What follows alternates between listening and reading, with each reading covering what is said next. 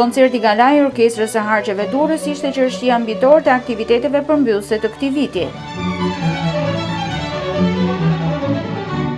Disa nga pjesët më të mira të repertorit botëror të muzikës klasike, të kompozitorëve të famshëm, si Giacomo Puccini, Mozart, Armstrong e të tjerë, por dhe emrave të njohur të kompozicionit shqiptar, si Prenk Jakova apo Moni Kuriçi, erdhën paradarsi Dursak në dirigjimin e Grit Krajës dhe interpretimin e sopranos Eva Golemi dhe saksofonistit Alen Kuriçi. Repertori ka dhe vepra të reja, siç janë La Bohème, Mimi, Aria, Non ti scordar di me, ose edhe Margjello, American Blue, ka programe shumë i larmishëm, është divertimento i Mozart që hap koncertin.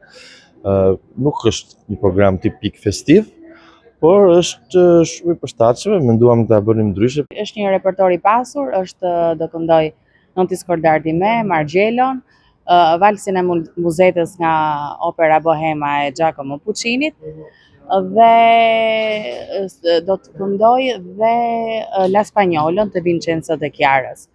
Shpresoj që publiku të kënaqet. Për drejtoreshën e Qendrës Kulturore Alketa Dragaj, koncerti i fundvitit është konkretizimi më i bukur i punës së institucionit që ajo drejton dhe njëkohësisht një dhuratë e bukur për publikun besnik që ndjek aktivitetet e larmishme kulturore.